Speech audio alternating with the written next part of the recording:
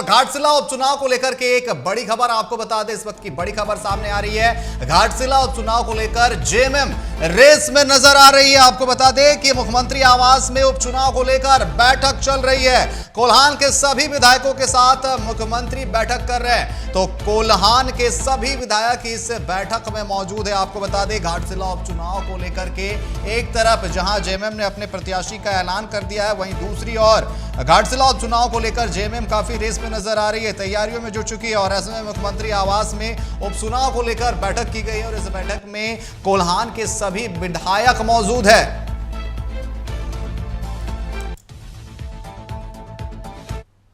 घाटशिला उपचुनाव को लेकर और एक बड़ी खबर सामने आ रही है। दरअसल आपको बता दें कि घाटशिला से बीजेपी उम्मीदवार बाबूलाल सोरेन चुनावी प्रचार पर निकल चुके हैं। एक तरफ जहां जेएमएम में बैठक चल रही है तैयारियों को लेकर के, वहीं दूसरी ओर बाबूलाल सोरेन जो है प्रचार पर निकल चुके हैं। पैतृक गांव के जाहिर थान को प्रणाम कर चुनावी प्रचार पर निकले हैं। जेएमएम के सोमेश चंद्र सोरेन से है सीधा इनका मुकाबला। और आपको बता दें कि घाटशिला उपचुनाव जो है 11 नवंबर को होने हैं और 14 नवंबर को बिहार विधानसभा चुनाव के परिणाम के साथ घाटशिला उपचुनाव का भी परिणाम सामने आएगा। आपको बता दें कि दिवंगत रामदास सोरेन के निधन के बाद ये सीट खाली है और आपको बता दें कि यहाँ पर उपचुनाव हो रहे हैं और जेएमएम और बीजेपी ने अपने प्रत्याशियों का ऐलान कर दिया है। सोमेश और बाबूलाल आमने सामने, एक तरफ जहां जेएमएम की बैठक चल रही है, वहीं दूसरी ओर बाबूलाल चुनाव प्रचार पर निकल चुके हैं।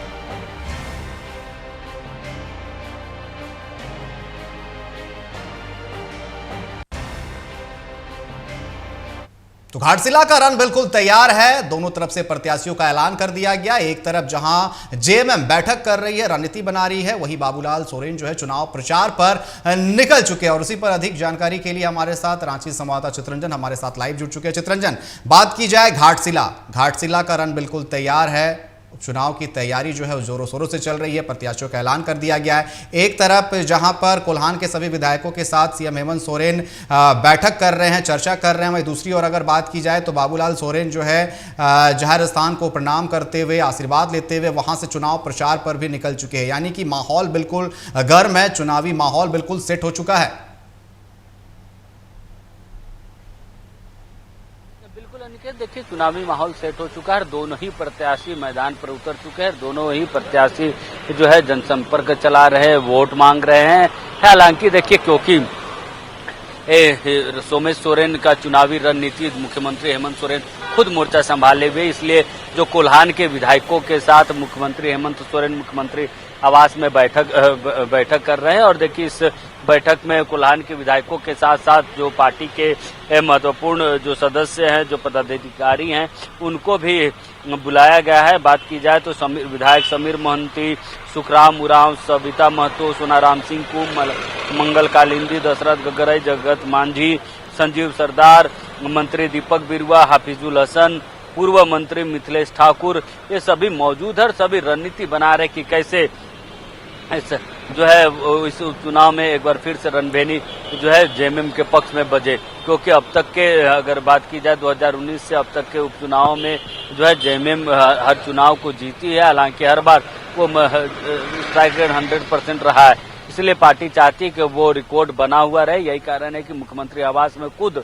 मुख्यमंत्री सभी विधायकों के साथ बैठक करे और सबको जिम्मेवारी भी सौंपी जा रही कि कौन से विधायक और मंत्री की जिम्मेवारी क्या कुछ रहेगी। देखिए, इस बैठक की खास है कि इसमें प्रत्याशी सोमेश सोरेन मौजूद इसलिए सोमेश सोरेन नहीं है क्योंकि सोमेश सोरेन को जो है क्षेत्र में रहने के लिए कहा गया। कल जब पार्टी की बैठक हुई, पार्टी की बैठक में उनके नाम पर जब मुहर लगी, उसके बाद से ही उनको क्षेत्र में रहने के लिए कहा गया। और इसके लिए स्पेशल जो है वहां के बूथ स्तर तक के कार्यकर्ताओं को लगाया गया है और एक एक बूथ पर लगभग 20 से 30 कार्यकर्ताओं को लगाया जा रहा है ताकि हर एक बूथ पे मजबूती के साथ जो है सोमेश सोरेन के पक्ष में वोट पड़े। सोमेश सोरेन हर बूथ से लीड करते हुए नजर आई। यही कारण है कि मुख्यमंत्री हेमंत सोरेन जो है खुद जो है बैठक कर रहे हैं विधायकों के साथ, मंत्रियों के साथ। और इस बैठक में सबसे खास बात यह है कि इस बैठक में जो है पूर्व मंत्री मिथिलेश ठाकुर, क्योंकि खासा अनुभव रहा है मिथिलेश ठाकुर को, और जो अनुभवी नेता है उन सबको अनुभवी नेताओं को भी बुलाया गया है रणनीति बनाने के लिए, और सबके साथ रणनीति तैयार की जा रही कि कैसे जो है सोमेश सोरेन को जिताया जाए, कैसे जो पिछले बार जो पिता रामदास सोरेन जो रिकॉर्ड बनाया था उसको कैसे उस रिकॉर्ड को और भी आगे बढ़ाया जाए। तो देखिए रणनीति एक तरफ मुख्यमंत्री आवास में बन रही, तो दूसरी तरफ एनडीए के बाबूलाल सोरेन के लिए एनडीए जो है वो कोल्हान में ही रणनीति बना रही, क्योंकि आज के बाद जो है रणनीति को इम्प्लीमेंट किया जाएगा। इसलिए मुख्यमंत्री आवास पे खुद मुख्यमंत्री सभी को टास्क दे रहे हैं, सभी विधायकों को टास्क दे रहे हैं, मंत्रियों को टास्क दे रहे हैं। उस टास्क के साथ सबको क्षेत्र में भेजा जाएगा, क्योंकि अब विशेष बैठक इसलिए बुलाई, कोल्हान के सभी विधायक यहाँ पे मौजूद है, साथ ही साथ कोल्हान से ही दीपक बिरुवा मंत्री हैं वो भी मौजूद है। तो सबको अलग अलग टास्क दिया जा रहा है, अलग अलग जिम्मेवारी दी जा रही है। वहीं दूसरी तरफ अगर बीजेपी की बात की जाए, बाबूलाल सोरेन की बात की जाए, तो उसका मोर्चा खुद पिता चंपई सोरेन जो है वो संभाले हुए है। तो देखिए सरकार के लिए ये चुनौती इसलिए भी है कि 1 साल का कार्यकाल सरकार ने पूरा किया, तो सरकार का एक लिटमस टेस्ट भी है कि कैसे जनता के बीच 1 साल में जो पिछले बार जो उन्होंने वादे किए थे 2024 के विधानसभा चुनाव में, उन वादों पर कितना खरा उतरी है जनता कितना सही मानती है सरकार को कि हाँ सही दिशा में काम कर।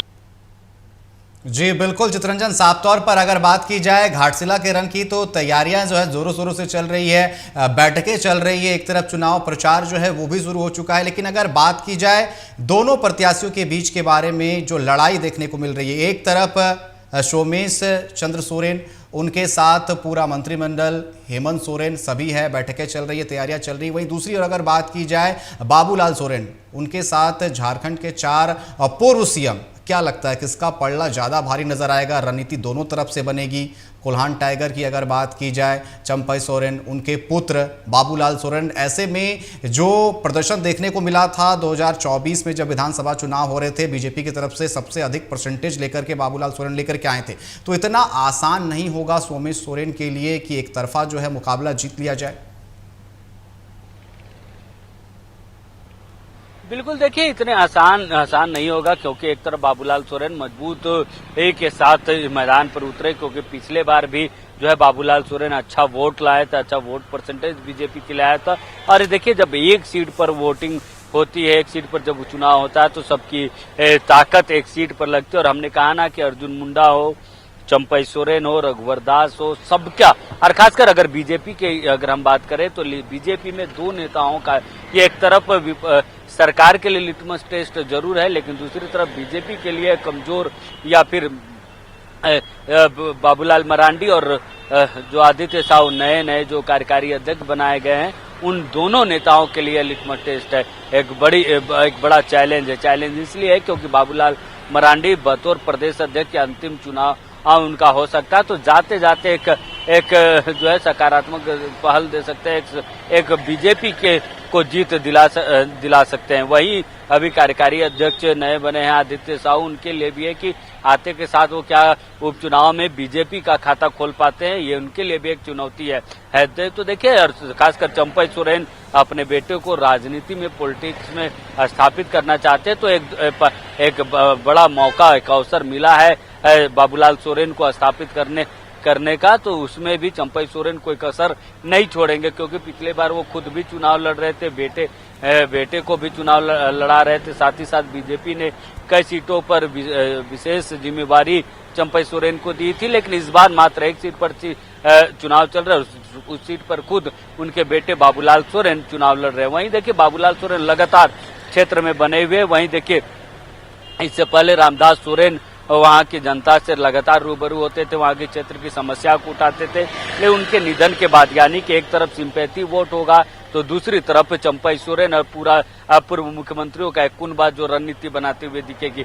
एक तरफ हेमंत सोरेन की रणनीति होगी, सरकार की छवि होगी, सरकार का 1 साल का कार्यकाल होगा, तो दूसरी तरफ जो लगातार विपक्ष जो सरकार की नाकामियों को उजागर करते आ रही है, सरकार पर जो चाहे सूर्यवंशता का मामला हो या फिर बाकी जो मुद्दे, जो बेरोजगारी जैसे मुद्दों को जो उठाते आ रही है, तो मुद्दों पर जनता कितनी हामी भरती है, किसके तरफ हामी भरती है, यह भी लिटमस टेस्ट होगा। तो देखिए सरकार के साथ साथ विपक्ष के लिए भी एक बड़ा एक बड़ी चुनौती है कि कैसे इस सीट को चुनाव जीत में बदल पाते हैं। जी अनिकेत जी बिल्कुल, साफ तौर पर देखने वाली बात होगी कि किसका पलड़ा भारी होता है, क्योंकि एक तरफ बैठकें चल रही है, एक तरफ प्रचार जो है वो शुरू कर दिया गया। फिलहाल आपका हमारे साथ जुड़ने के लिए और तमाम जानकारी देने के लिए बहुत बहुत धन्यवाद। तो घाटशिला का रण बिल्कुल तैयार है, प्रत्याशियों के नाम सामने आ गई है, तैयारियों में जो है सभी राजनीतिक दल जो है जुट गए। एक तरफ बात की जाए, हेमंत सोरेन जो है मीटिंग कर रहे हैं, कोल्हान के सभी विधायकों के साथ चर्चा कर रहे हैं, रणनीति बना रहे हैं। वही दूसरी ओर बाबूलाल सोरेन की अगर बात की जाए तो बाबूलाल सोरेन जो है